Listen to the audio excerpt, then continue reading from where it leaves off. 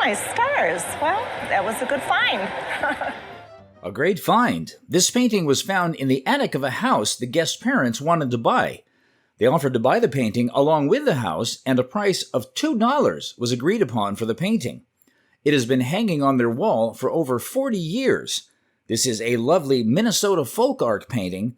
The original fire gilt on the frame is still present.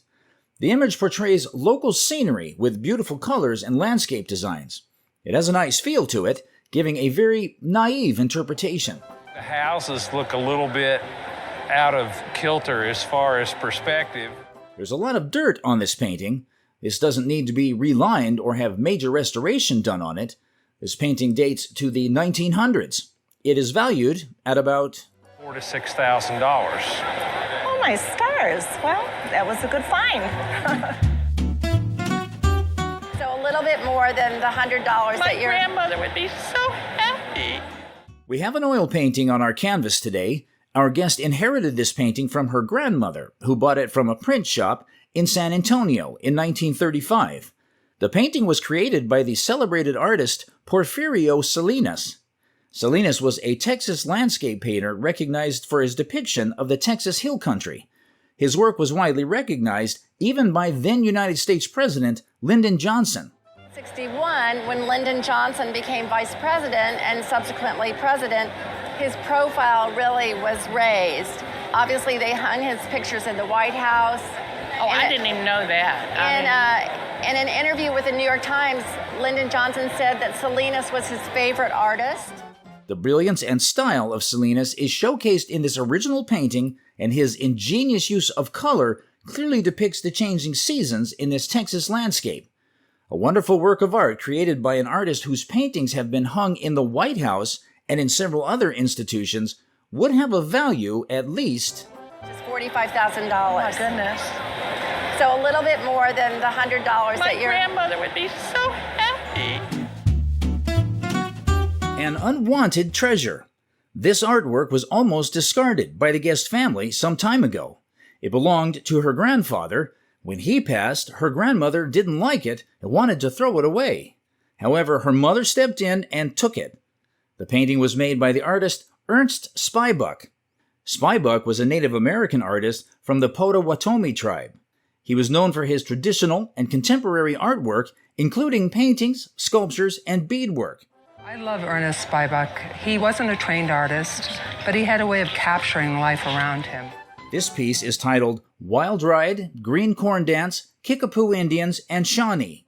They would gather to celebrate that the corn was green. It was edible for them. So it was a gathering of celebration. It is a mixed media painting consisting of pencil, watercolor, and ink. This painting dates to around the 1920s. There's a fair amount of his works around, but you rarely see him coming to market. It is truly a remarkable work of art. At auction, it is valued at about If you were to offer this piece at auction today, it would sell for about $35,000. Oh my, that's much more than what I expected to hear. some distinct tea and coffee pots are presented to the show. It was heavily taxed, especially in the colonies, and the colonies felt they were being unfairly taxed. One crafted by the American silversmith Meyer Myers, and the other by the renowned English silversmith Paul de Lamery. Teapot on matching stand, circa 1790. This is a classical design with tassels and swags engraved on it. A key difference between American and English coffee pots is their markings. American pieces are typically marked with the maker's initials on the bottom, while English ones can have markings on the side, bottom, or even within the design itself. The true value lies not just in these objects' beauty, but in their historical significance. A staggering valuations of these American coffee pots exceeding Fewer than 15 known examples today, and an example by Paul Revere sold for $700,000. Like finding a hidden gem in a pottery shop, this guest brings this beautiful Wally Bird's humidor for appraisal. It was inherited from his father, who was a collector of antiques. This is one of the masterpieces made by the Martin Brothers Company. This company operated in London from around 1873 to 1915. They were famous for making vases, tiles, bowls, and pitchers. However, they were most famous for making sculptural birds. These birds were just fancy tobacco jars and humidors. You would put a sponge, a moist sponge, into the top and then fill the inside with tobacco. This company ushered in the modern era of decorative ceramics in England. You can see the technique used here. This is really saw clay stoneware, and yet it was used in a very modern sculptural way. This double bird form was designed later, dating to between 1900 and 1910. Like these because I feel they have a conversation. Like right now, these two guys are having a very intimate talk, and then they can completely ignore each other. Each of these hand-sculpted birds is well marked and signed R.W. Martin, Martin Brothers, and Southall around the neck. The base is also signed. This is a special humidor, and there are several factors contributing to it. One is that it's a multiple, and fewer multiples are available in today's market. The available ones tend to be single, larger birds. Also, the condition of this piece is pristine. It is almost in perfect shape. At auction, it is valued at about $15,000 and $20,000. Wow, you're kidding. Oh, with the wooden base, I would probably add another $2,500 to the price. Wow. Yeah. And if she had the original clothes, you could add another 20% to that. Oh, really? Yes. Wow. dolls, as they say, are the friends that never let you down. This guest brings her childhood companion to the show. This doll belonged to her great-great-grandmother, who brought it over from France in the late 1800s. It eventually moved down 4 generations till it got to her. It originally came with pantaloons and a slip. It is an Émile Jumeau doll. These dolls were made in Paris and were made from 1842 up until about 1898. They were the best quality French dolls at the time. French dolls, it has a human hair wig, and also the coloring of the bisque, the contrast between the paleness and the rosiness in the cheeks. It is a very early model, having a papier-mâché body and 8 ball joints. The blue paperweight eyes make it more desirable. You know, any doll collector would love this. If you compare dolls to jewelry, you would think that this would be like a piece of Tiffany to a doll collector because it's really a great example. At the back of the head is the size number 11. This denotes that it's a 24-inch size doll. The ears on the bisque head have been pierced. Also, the ears were applied after the doll had been molded. There is some damage around the body. This does not significantly affect the value, as it's a result of typical wear and tear. At auction, the appraiser values it at about $16,000 and $18,000. Wow. Yeah. And if she had the original clothes, you could add another 20% to that. Oh, really? Yeah. Wow. Oh, wow. That's much more than we expected. This guest brings a vintage violin for appraisal. The violin belonged to her husband's grandfather, who was a musician back in his day. This violin model was made by Ernst Heinrich Roth, Marknekerken in 1927. It is a copy of the 1718 Antonio Stradivarius violin. The Ernst Heinrich Roth family were great pioneers. They realized that as the market was dwindling in the 1920s, as you head towards the Great Depression, that there wouldn't be many buyers for student-level instruments. So they decided to make violins for rich people, and they called them artist violins. The best material and craftsmen were used to make these pieces. The instruments this family made between 1920 and 1930 are highly sought after because they have a great sound. The quality of the Roth family instruments, however, dwindled over the years. This makes this instrument period very desirable. A little bit of work needs to be done to restore it to pristine condition. In this state, it is valued at about $7,500. Oh, wow. That's much more than we expected. If you got it fixed up, which would only cost about $1,000, it might be worth as much as $9,500. Oh, wow. That's amazing. Today, we encounter a circus barn poster. Originating around 1940, these posters were designed to adorn the sides of barns, catching the attention of passers-by on trains with their circus advertisements. The saying, "size really matters," is aptly applied to these posters. With their substantial dimensions, these posters spark curiosity. These posters continue to captivate collectors with their nostalgic charm and historical significance. To a collector, an unmounted poster of this kind holds an estimated value of $3,000 and $4,000. Displayed on the show is a character doll presented by our guest who inherited this item from her great-aunt. It's a German doll crafted in 1912 by the Bear and Proschild Doll Company, renowned for its exquisite bisque dolls, distinguished by a unique marking that ensures authenticity. This doll showcases stunning features and is estimated to be worth between $750 and $850 in today's market. This guest brings these lovely oil illustrations to the show. And they belong to the Historical Society. These paintings are a part of a collection owned by a local historical society, of which the guest is the president. These images were originally displayed in a country schoolhouse, then a courtroom, before making their way to the society in the mid-80s. These paintings were made by the artist Joseph Francis Kernan. Kernan was an American illustrator who specialized in depicting middle-class life on magazine covers and pages from the 1910s to the 1940s. His often humorous illustrations celebrate the simple comforts of home, family, and outdoor recreation. These images were used as the cover art of Country Gentleman magazine in 1924. They were, however, painted in 1923. The artist is interesting in that he paid for his way through art school in Boston by being a professional baseball player, and he was always a sportsman. This love for sports was evident in many of the paintings he made. This piece on the right side is titled RFD Delivery, while the other is titled Rabbits. They're in very good condition. They're oil on canvas, and they're both signed lower right. They're wonderful examples of his work. They are valued at about... But in this market, I would insure them individually at $20,000. Oh. Yes. That's more than we thought. Good. The guest, brimming with enthusiasm, presented a painting by Anwar Shemza, a Pakistani artist who was a major force in his country's contemporary art scene during the 1950s. This wasn't just any painting for the guest. It held a deep personal connection. She had the remarkable privilege of being Shemza's student in the 1960s at Ounsdale Comprehensive School. Shemza's influence extended far beyond the classroom as he introduced his students to artistic movements like Impressionism and the works of Cézanne and Paul Klee. The painting itself is titled City Walls. You can see the influences from Shemza's artistic heroes, particularly Paul Klee. The vibrant colors and stylized forms in City Walls echoed Klee's distinct aesthetic.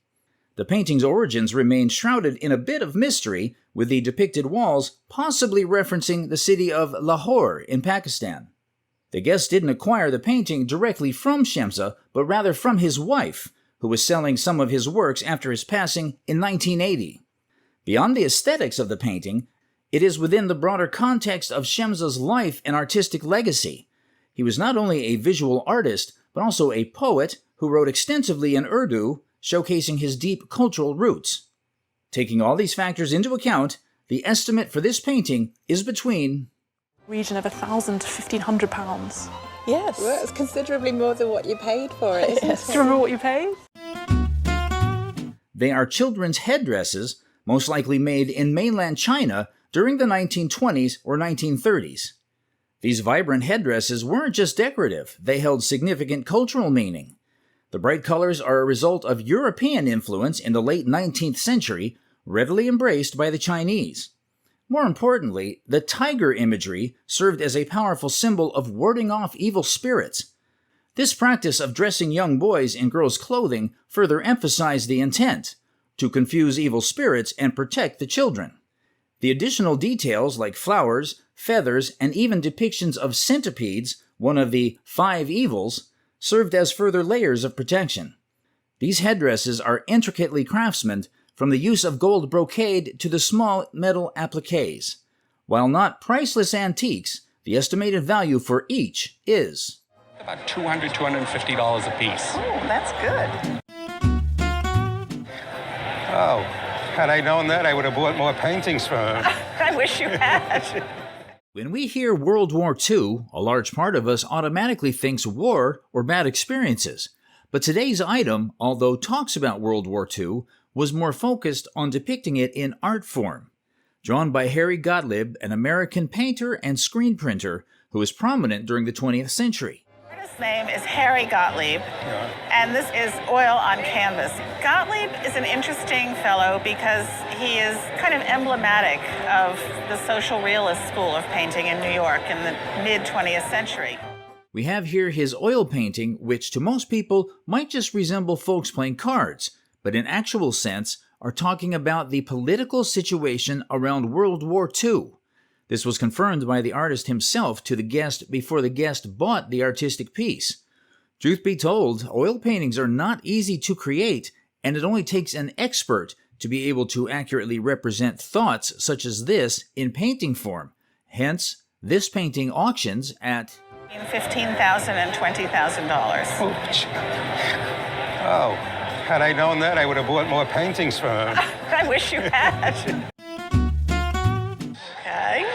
So it pays to do your homework. It pays to do your homework, it does. Right here is an English memorial jewelry collection. This jewelry collection includes a range of items such as rings and brooches that date back to the 17th and 18th centuries. These pieces were made in England for wealthy families as part of their mourning customs. A suitable amount of gold mourning jewelry would be made and distributed to the family members. The rings often feature intricate designs, including coffins, skulls, and symbolic motifs like skeletons and grave-digging tools, all made from materials like gold, silver, enamel, and gemstones. The enameling depicts the entire skeleton, starting with his head and going down his shoulders and his rib cage. The collection also includes pieces with hair under glass, a common practice for memorials. However, the rarity and desirability of the collection make them highly sought after by collectors with a price tag of $40,000. Okay. So it pays to do your homework. It pays to do your homework, it does. Our guest's great-grandmother acquired this bracelet in the early 1900s. It is believed to be Italian in origin. The appraiser describes this as one of the best charm bracelets he's ever encountered, noting the exceptional craftsmanship of the charms. Two charms are highlighted, both signed G. Nardi, indicating they were made by the Nardi family. This particular charm of this statue, this is actually from Lisbon, and once again, an extraordinary example of a jeweler's craftsmanship. One charm features a diorama of the Grand Canal in Venice, while another depicts the central doorway of St. Mark's set with sapphires and featuring the lion of St. Mark. Another charm portrays a statue from Lisbon, and the last one is from Spain, both showcasing intricate detail and craftsmanship. The bracelet is made of 18-karat gold and is believed to be from the 1950s. While the bracelet isn't signed, it's likely also made by Nardi. Each Nardi charm could be valued between $2,000 and $3,000, with the other charms ranging from $1,500 to $2,000. The entire bracelet is valued between $8,000 to $10,000. Holy moly, wow. There aren't that many charms that I go crazy for and that I get excited for, but these two, especially the Nardi charms, they're really the finest charms I've ever seen. Fantastic. In the 1930s, the guest's father and uncles joined the Navy, and Uncle Frank's team rescued the sunken Squalus submarine. Their efforts earned them the Navy Cross. The Squalus disaster marked a pivotal moment in submarine history with catastrophic shakedown failure. A fault in the main induction valve, and water came pouring in. Instead of a controlled descent, it was an uncontrolled descent with the boat filling with water. Submariners aim for equal numbers of surface operations and dives. Swede Momsen led and saved 33 individuals in a rescue operation. There were distinct operations for rescue and salvage. Uncle Frank carved in his spare time aboard the ship. Navy Good Conduct Medal and Navy Cross attest to his service. It's not typically engraved, but we know the recipient in this case.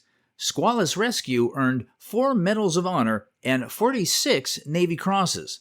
Salvage diving, perilous in itself, saw the Squalus revived as the USS Sailfish. Appraiser evaluates Navy Cross as Over $600 for a World War II Navy Cross. Value of this grouping lies in its historical importance. Between $6,000 and $7,000. Wow. Much more than I anticipated. The guest received this caviar dish as a birthday gift from a family friend who had inherited it from her grandparents. Intrigued by its history, the guest sought more information about the caviar dish from the appraiser. The appraiser identified the caviar dish as Russian, specifically from Moscow, and dated it to 1884, which surprised the guest. Notably, each of the 12 accompanying spoons bore the clear marking 1884. The appraiser speculated that the dish was likely made for the Russian market, although it could have been intended for export as well, given its remarkable condition and lack of export or retail marks. The caviar dish and spoons were made of sterling silver with a gold sheen inside the cup to prevent tarnishing from the saltiness of the caviar. The most fascinating aspect of the piece was the niello technique used to create intricate vignettes of St. Basil's Cathedral and the Kremlin. The appraiser explained that niello involved etching the design and then applying a black ointment made of copper, silver, and lead sulfides to create a striking contrast. Remarkably, each of the 12 spoons features a different cathedral etched onto the back using the same niello technique. Given its exceptional craftsmanship and historical significance, the appraiser estimated its retail price to be around the $12,500 range. Good grief. The guest showcased a statue acquired when his parents purchased a house in Hawaii. Among their other antique furniture was this goddess of mercy seated on lotus leaves. The appraiser noticed the statue's features, such as the pinched face with downcast eyes, aquiline nose, and small, tight lips. Another intriguing aspect is the crown, adorned with small jeweled ornaments, primarily pearls. This decorative motif is echoed in the necklace adorning the statue's open chest. The sculpture's robes, sharp lines, and cascading folds indicated provincial craftsmanship. The appraiser pointed out the old visible repair indicating restoration. Additionally, the dark discoloration on the face was attributed to years of incense use. Once brightly colored, the statue now displays only faint traces of its original pigments on its surface. The bare wood used was known as nanmu, which offered durability, stability, and resistance to decay. Despite lacking definitive dating, the statue displayed characteristics reminiscent of the Liao dynasty. The remarkable piece's appraised value was estimated at around $20,000. Okay.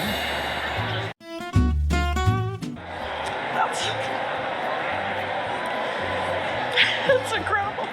It makes me miss my dad even more. He's gone. In 1965, the guest family moved to D.C. for her dad's job. Her sister played viola, and she wanted to learn violin. As a kid, she found a unique violin at a shop with a white to brown finish and a wax seal. It read M.D. 60 violins hanging from the ceiling. I mean, they must have been down low enough that you could grab them. But I just remember walking into this room. It cost $600, a significant sum back then. But despite that, her dad bought it for her. Inside, a label suggests that the violin was made around 1750. It's likely German, possibly made in Nuremberg. The skillful artistry is impressive, with intricate carving and clean work resembling the common Amati model. Original dark finish has worn over time, however, it surprisingly retains its original neck, a rarity. Structurally, it's great, but needs some cosmetic touch-ups. In a retail shop, it can fetch at least $10,000, and I'm thinking somewhere between $10,000 and $15,000. Oh, you've got to be kidding.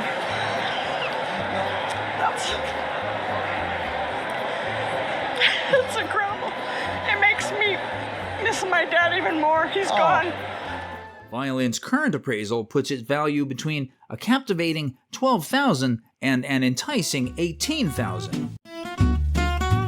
This teapot has witnessed a captivating family tale, traveling from the owner's grandmother to her mother and finally into her own hands.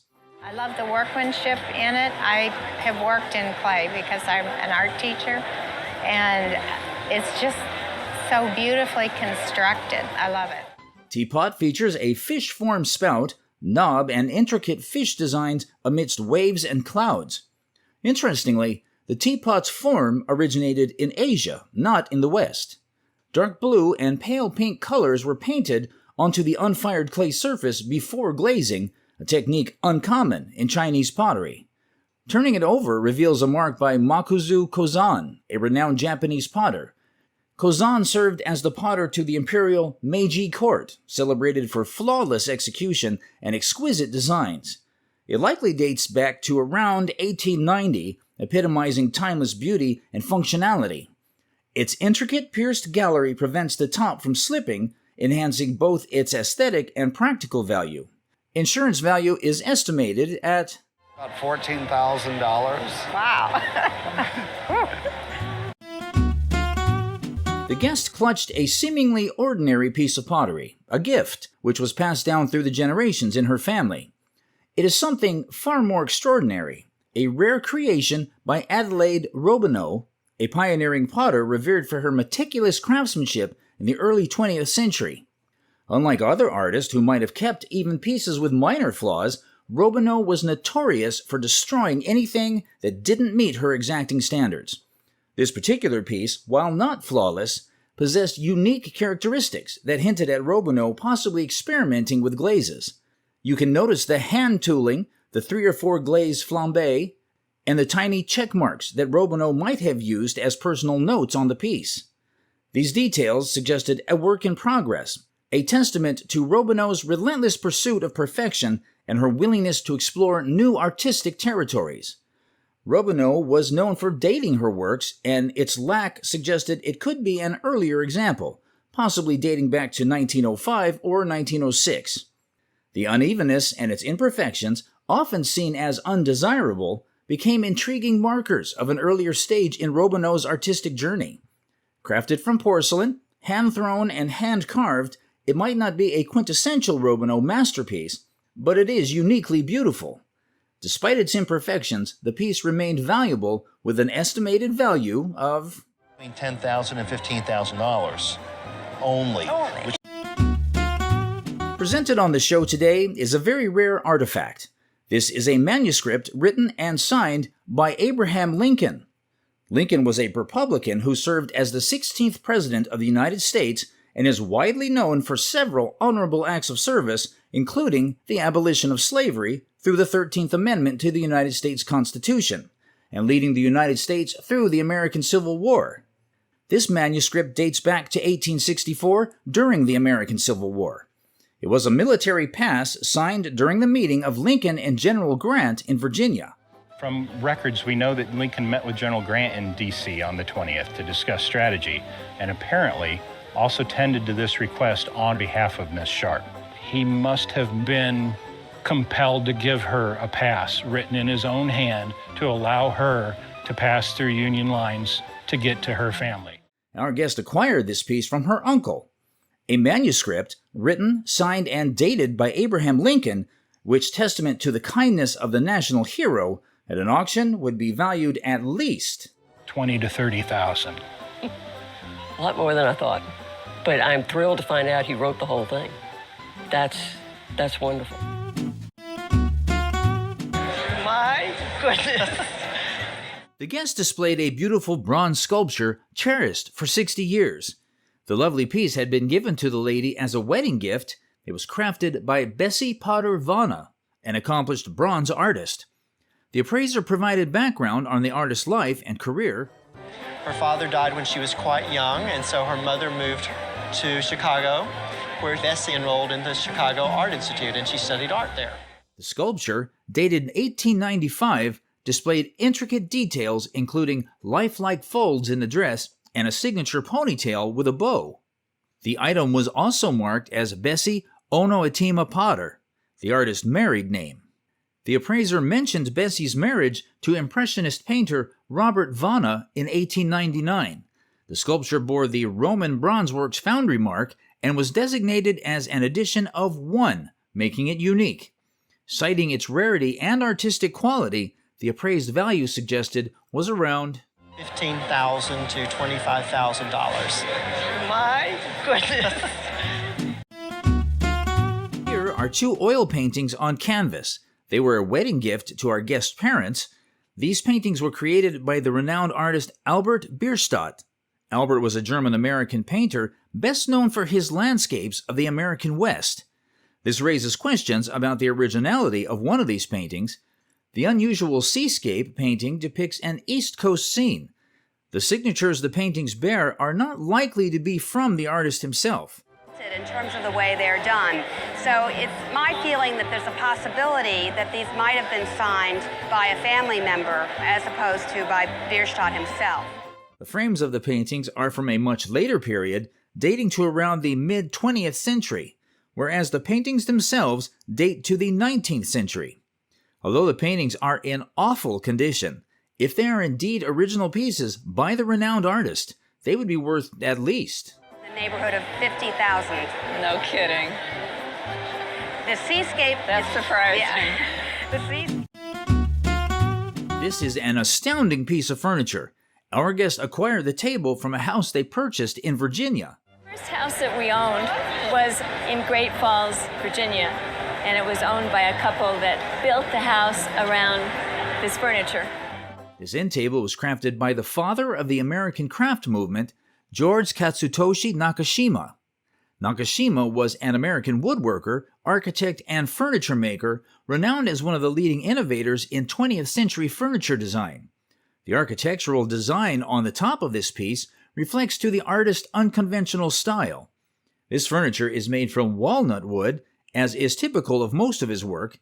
It also features the signature of the great innovator. The piece is also signed by George Nakashima, which adds to the value. We asked him if he would do that for us. He was often reluctant to sign furniture. Early stuff is never signed. Pieces like this, which speaks to Nakashima's ingenuity and innovative spirit, are rare, and at an auction will be worth at least $20,000 to $25,000. Oh my goodness.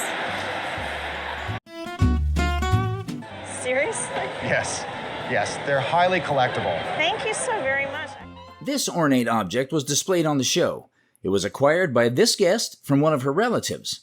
Encased in a box is a delicate perfume flask, and the flask is in the shape of a stylized guard. Upon closer inspection of the item, we can see it is set with emeralds and sapphires adorning its sides. There's also a diamond inlaid into a star shape, and on its headdress are more diamonds. Fascinatingly, the head of this piece unscrews, opening up to reveal the perfume content. Furthermore, this item was made circa 1960s. On the box, there is an inscription of the maker's name, Tiffany & Company. And it was designed by Jean Schlumberger. Jean Schlumberger was a French jewelry designer, especially well known for his work at Tiffany & Company. Still doing designs from his design book. So Schlumberger is a very important name to the Tiffany brand. At the bottom of the item, the designer's name is visible. This item is in great shape and highly sought after due to its origin. At auction, the value of this item is estimated to be $8,000 and $10,000. Seriously? Yes, they're highly collectible. Thank you so very much. Oh dear. This is an original manuscript written by Robert Burns. Burns was a well-renowned and celebrated Scottish poet and lyricist who is widely regarded as the national poet of Scotland. Our guest inherited this piece from his father. This manuscript is a 2-verse poem. Don't sound as good for me. Oh, Betty will break my bread, and Betty will brew my ale, and Betty will be my love when I come over the dale. Thank you very much. Dating back to the late 18th century, written and signed by the famous poet.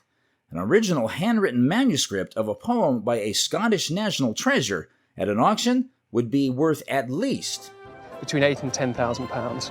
Oh dear.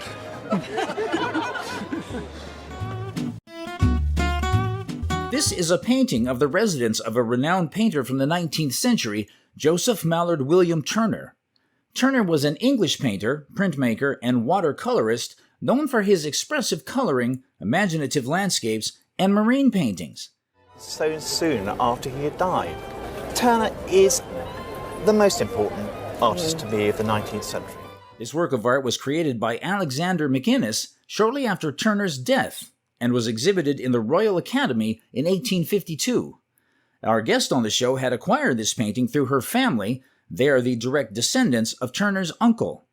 This special piece, which holds great significance to a celebrated artist of the 1800s, would be worth at least £4,000 to £6,000 because of the history and because of the labels on the back.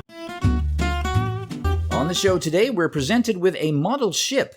It is a very rare artifact that was made by French prisoners of war, captured and taken to United Kingdom during the late 18th century.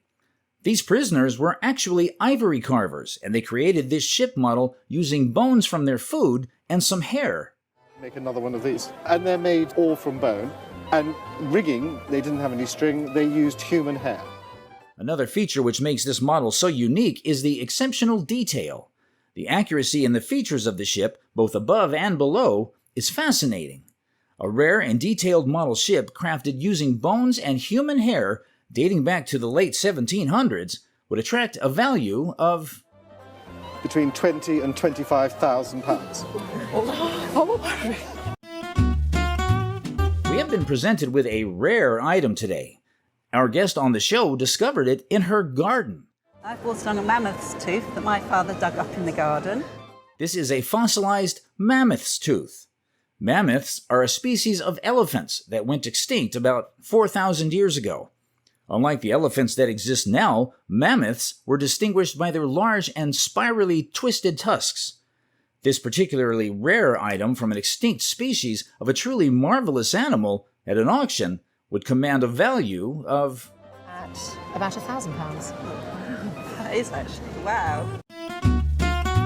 The guest brought in a piece of furniture that showcased the artistic traditions of the Syrian and Moroccan regions around 1900. The piece was intricately inlaid with mother-of-pearl, a technique often used in furniture making from those areas. There are some additional details that could potentially increase the value, such as silver edges and ebony wood. Despite the beautiful craftsmanship and historical significance, the estimated value of this piece, due to its condition, is $600 in this condition. In this condition. In better condition, it would be worth more. However, at a recent auction, this piece was appraised for a value of $1,200. The guest eagerly presented a chair from his collection. Its clean lines and high back instantly recognizable as a Charles Rennie Macintosh design. It is a 1970s reproduction by Casina, an Italian furniture company renowned for its meticulous recreations of iconic furniture pieces. This particular Macintosh design, though originating in 1904, possesses a timeless quality that transcended eras.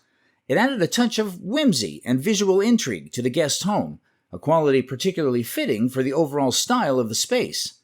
The chair, a reinterpretation of a century-old design, resonated with the guest's desire for a lighter, brighter way of living. Recognizing its enduring popularity, similar Casina reproductions typically fetch between for $1,000 to $1,500 a piece, and they'd probably bring that or a little bit more in today's market. It might interest you to know that these are actually all people, soldiers precisely. This piece is a photograph taken by Mole and Thomas, who were Chicago-based photographers. They began creating these performance pieces to represent the best of American patriotism. In its present condition, this photograph with great historical significance would fetch $900 to $1,200 at auction. For your car. No, really. All right. Yes. Today's piece is a French classic, a chariot clock. Our guest acquired it at an estate sale. The clock is made with French quality casting. On the clock, there's applied work done on the horse's head and the Roman figure. These medallions around here are applied on as well. Okay. And they're all very good castings. Fire gilding was used to do the coloring of the clock. This clock is Parisian, made between 1795 and early 1800s, and has a skeletonized dial gear. A Parisian piece of this quality, made in the 18th or 19th century, with topmost craftsmanship, would be auctioned at $8,500 to $8,500 to $9,500 for your car. No, really. All right. It's not often we encounter such an interesting collection showcased on the show by this guest, a collection of items. This is an archive of the famous Jackie Robinson, a professional American baseball player who became the first African American to play in Major League Baseball in the modern era. I think it's a snapshot of when he was young, like Jasmani said. The archive was received by the guest from his father, who was a friend of Robinson. Included in this archive is a photograph of Robinson and a couple of letters, both visible. These items were very personal to Robinson and are an important part of American baseball history. Therefore, at auction, their value is estimated to be around $15,000 to $20,000. Whoa! Today on the show, a stoneware is presented by this guest. This piece is a salt-glazed stoneware, particularly resembling a King Charles Spaniel.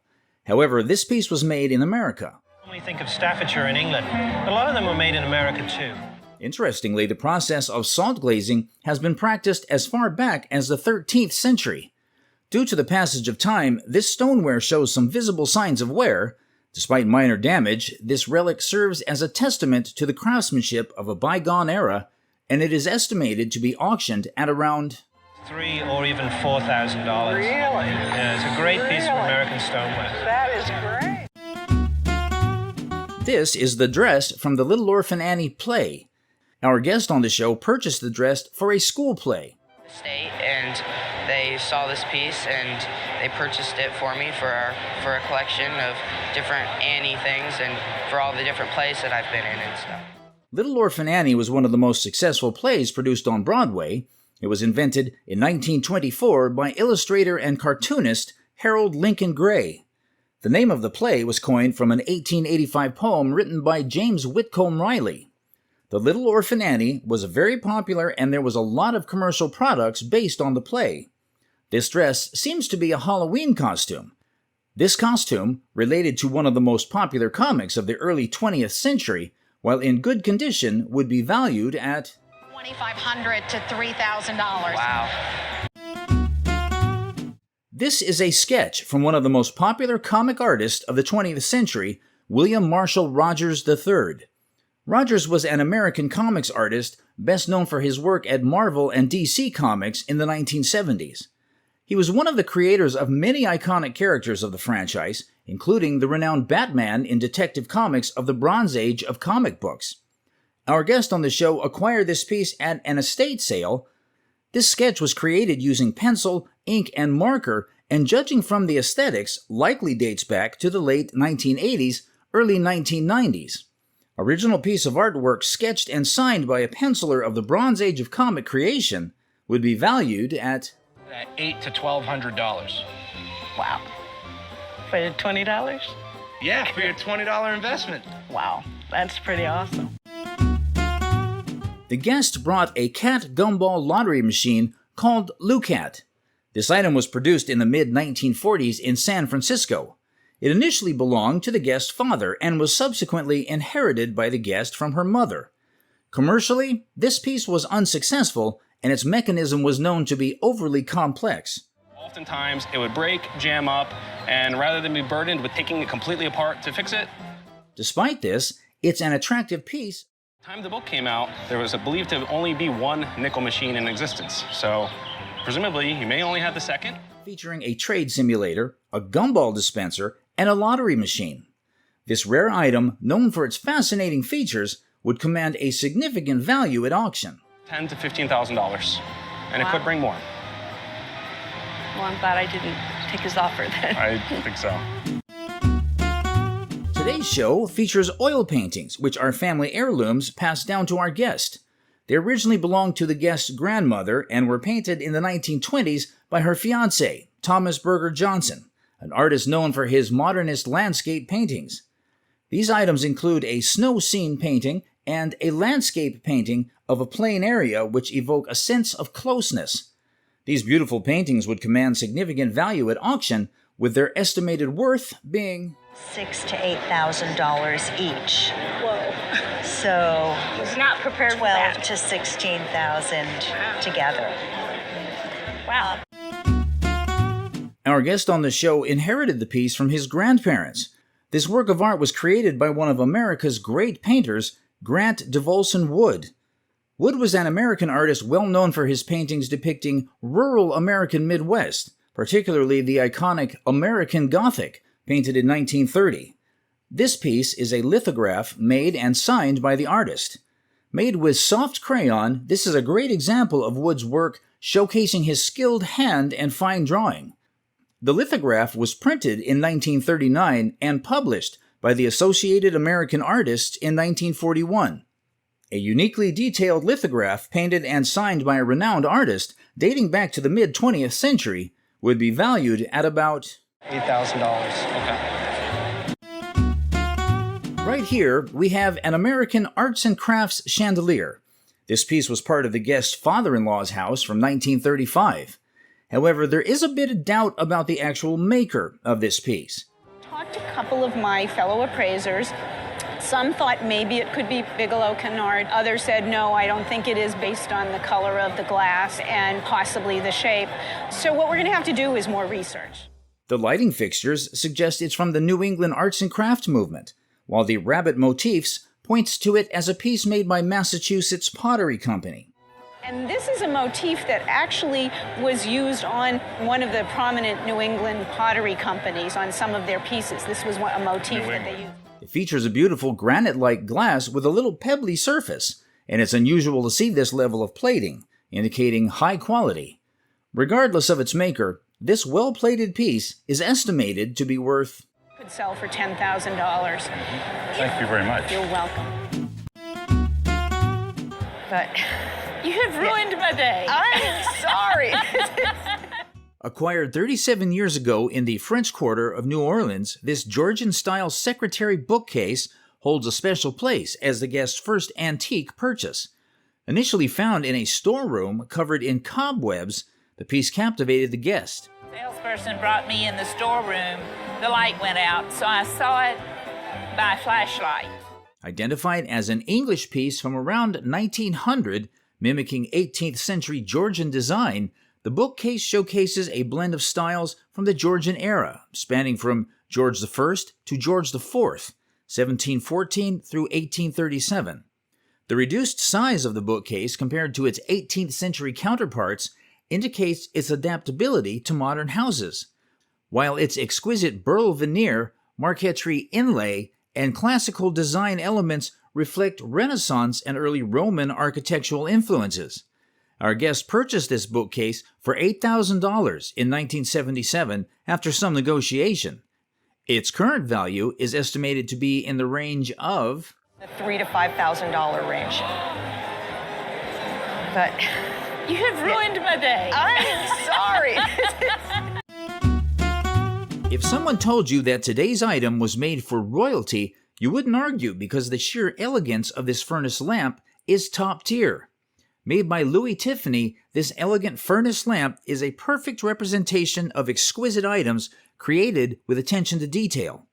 Tiffany, being an expert artist and designer, made this with a wire mesh and then enameled it to give it that exquisite look and royal feeling.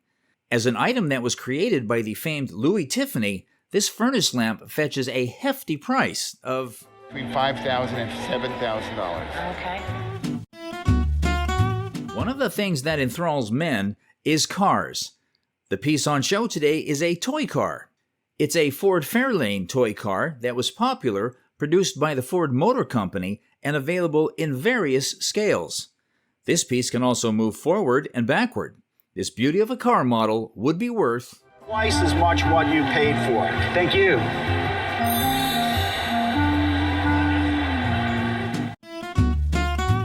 Sometimes paintings are acquired because of how we resonate with them, and surely that's the case with these paintings presented by our guest today.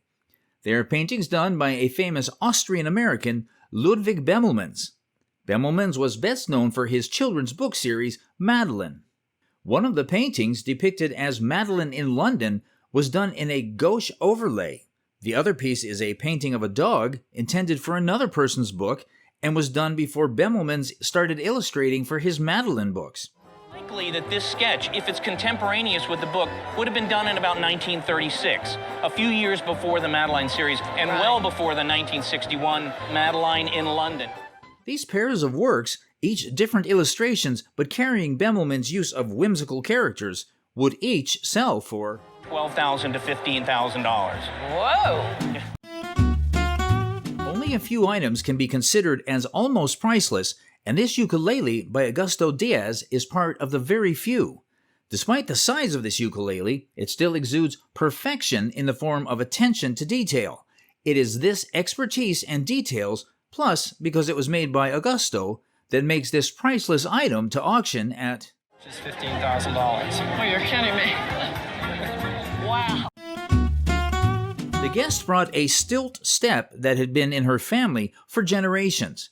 The item originally belonged to the guest's uncle and was later given to her mother. The appraiser identified it as a stilt step from the Marquesas Islands. It was used in competitions where individuals rode stilts and engaged in contests, like pushing each other off or racing. And the gentleman who was riding the stilts would put his foot in here. The carving featured a tiki figure central to Marquesan culture, with intricate details representing tattooing. Additionally, the appraiser pointed out that the carving on the inside provided a grip for the foot. It was likely made from toromiro wood or other wood found along the seashore. The piece dated back to the early 19th century and was of standard size for this type of item. Considered a powerful figure, its retail value would comfortably be around very comfortable at $7,000 to $8,000. Really? Oh, yes. The Germans are known for a lot of things, and art doesn't prominently seem to be one of them. But this porcelain urn by Carl Thiem tells a completely different story. As said earlier, it is made from fine porcelain, which enhances its shine. We also have featured here a painting that resembles an angel. All of these features combined add to its valuation, and that's why it auctions at the price of $7,000 and $10,000. Sounds good to me. French things are often associated with class, and the same can be said of the vases presented today, given to our guest by his mother. The vases were made with ceramic and porcelain. The porcelain process and the design are Japanese-inspired, along with the cloisonné technique used in crafting the vase. On the underside of the vase are underglazed marks made using chopsticks. Made during the French Exposition, the vase's period of craftsmanship can be ascertained. A particular period of time that these would have been produced would have been in the 1870s or 1880s. Okay. These vases, as a pair, heavily influenced by Japanese style, with a level of craftsmanship and their allure, would go for $5,000 to $7,000. A piece? As a pair. As a pair. Very nice. The guest shared a story about acquiring posters at junior college from a girl who distributed them. The guest attended most of the concerts represented by the posters. The appraiser examined the posters, likely from the 1966 to 1968 era, and highlighted the various acts featured in the collection. Some important acts included Big Brother and the Holding Company and the Grateful Dead. There was also a poster of the Charlatans, a pioneering band in San Francisco. Notably, the collection included handbills, adding depth and variety. With nearly 40 posters in total, each one offered a glimpse into the vibrant music culture of the era. At auction, this comprehensive collection was estimated to be valued between $5,000 to $8,000 at auction. I feel like crying. I wish I took better care of them. Wow. Displayed on today's show is a delicate vase brought on by our esteemed guest. Adorning the body of this vase is a floral design accentuated by incised matte glazing. This captivating piece of pottery was crafted by the renowned Rookwood Company. And they did a lot of floral wear, a lot of matte glazes. Upon inspection of its base, the unmistakable Rookwood mark dating back to 1918 is visible. Also discernible is the signature CST, belonging to Charles Todd, the talented artist behind this creation. The red glaze and light green body of this vase complement each other beautifully. At auction, this intricately designed and impeccably preserved piece is valued at around worth $1,000 to $1,500. Really? Yeah.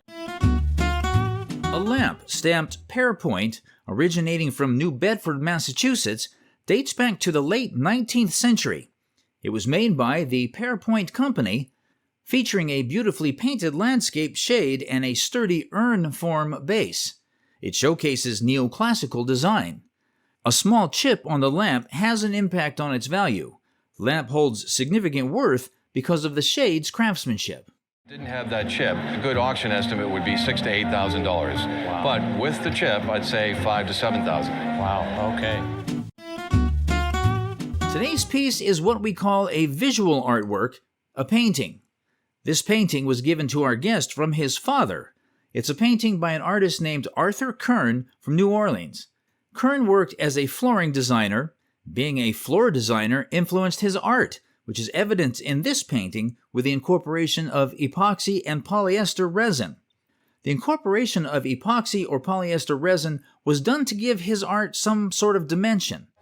And so we see here in this painting, which is entitled Torso, that he's really building up the impasto into a thick manner, probably utilizing one of those mediums. Kern would later end up burning his paintings, with this piece remaining as one of the few left.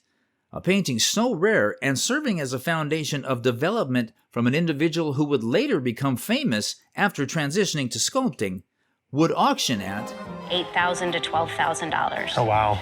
That's exciting. A black and white gelatin silver photograph of a clown was brought by the guest. It was from the Ringling Brothers Barnum and Bailey Circus, given to the guest's grandmother, who was in the circus. The photograph serves as a poignant reminder of this adventurous chapter in her life. The photograph, dated 1921, features the chief clown, John F. Slater. It would have been a souvenir at the time, akin to a celebrity headshot today. It holds significance as a piece of memorabilia from the circus's heyday, since the circus closed in 2017. For the auction, the estimated value of the print was At $100 to $200. Oh, wow. Okay. a vintage Kamaka ukulele in a pineapple shape with a Sherlock finish adorned with sparkling foil stickers of pineapples on the headstock and face. It was crafted between 1928 and 1934. It bears a patent label by Kamaka. The guest inherited it in 1984 from her grandmother, who learned to play the ukulele and hula during her 18-month stay in Hawaii from 1933 to 1934. The instrument is well preserved due to low humidity compared to that of Hawaii. It retains its original tuners and only needs a new set of strings. Reflecting its exceptional condition and historical significance, the estimated value is around $1,200. Oh, really? I'm so surprised. A cast of iconic faces from the golden age of television, all brought to life by the talented hands of the guest. The guest's journey with puppets began in childhood, fueled by a fascination with the classic Punch and Judy show. I was so fascinated with Punch and Judy, I wanted to go every time. Vienna, a whirlwind of culture, became the stage where this love affair bloomed. The puppets themselves are a time capsule, handcrafted in the early 1950s. Each one, meticulously sculpted from plastic wood, immortally captures the essence of a legendary entertainer. Jackie Gleason, Ed Sullivan, Liberace with his signature candelabra, Jack Parr, Jerry Lewis, and Jimmy Durante with his unmistakable schnozola, all brought to life with a touch of humor and a keen eye for detail. On the entire collection, the appraiser places a conservative estimate of Conservatively, $10,000 to $15,000. All of them. All of them. It was a pleasure being with you. Thank you. The man presents a breathtaking work of needlework. He inherited this from his great-aunt, Elizabeth. It is a rare and exquisite example of Philadelphia schoolgirl needlework. And it makes use of the most extravagant and beautiful fabric and metal thread. Philadelphia's affluent young women's schools were popular at that time. These institutions instilled not only academic knowledge, but also the art of needlework. The opulent throne of King Solomon is meticulously rendered with silver and gilt threads, adorned with sequins and glass jewels. Its background of silk chenille contrasts with the sky and the characters' faces. Were they using little tiny needles? Little tiny needles, little tiny infinitesimal stitches. The original frame was removed, causing a wider structure that had deteriorated over time. He estimates a staggering auction price between $60,000 to $80,000. Oh my. That's quite a bit. Yeah. Step into the fascinating world of antique dolls with us. Meet the Martin Chase Company, where the guest mother worked as a doll maker. She told my son John that the feet were put on the wrong side so that he would know which one was his. These dolls are more than just a toy. These are pieces of history. Chase Factory originated in a barn on Park Place in Pawtucket in the 1880s. They manufactured dolls for hospitals, including life-size babies. Boy Doll is a later creation from the Chase Company, dating back to the 1960s. Little Nell stands out for her rare hairstyle and original clothing. Appraiser evaluates each doll separately. Probably in the $75 to $150 range. Of course, these prices because of the story about the legs. Little Nell, okay, quite rare, very good condition, rare hairdo. I would probably place her in the range of $2,000 to $3,000. Wow. So you got a great rare Chase doll made in the local area. That's amazing, beyond my expectations. My mother-in-law would be very happy. This bronze sculpture, titled The Last Drop, depicts a cavalryman feeding his horse water. The sculpture belongs to the guest husband. This piece bears a copyright date of 1903, and it's signed by the artist Charles Schreivogel, indicating that it was cast during Schreivogel's lifetime. Schreivogel was contemporary with Frederick Remington, and Remington was the famous sculptor of cowboys and Indians. Quite interesting, the sculpture features intricate details which include the saddle, bridle, saddle bag, and stirrup, highlighting the artist's attention to realism. Also, the sculpture is cast by the Roman Bronze Works in New York, a leading foundry at the time, and is valued at between $60,000 and $90,000. That's amazing, beyond my expectations.